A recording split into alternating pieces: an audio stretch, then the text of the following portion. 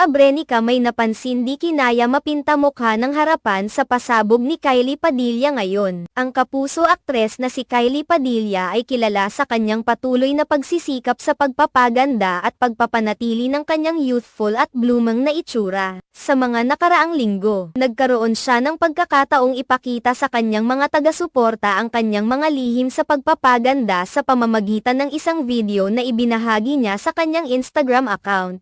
Ang video na ito ay naglalaman ng mga detalye tungkol sa kanyang mga pamamaraan sa pag-aayos ng sarili, mula sa pagpili ng tamang makeup hanggang sa mga hakbang sa pag-aalaga ng kanyang balat. Sa video, makikita ang detalyado at maingat na proseso ni Kylie sa pag-a-apply ng makeup. Pina-practice niya ang tamang teknik sa paglalagay ng foundation, concealer, at iba pang makeup products na tumutulong upang mapanatiling mukhang fresh at glowing ang kanyang mukha. Binibigyang diin din niya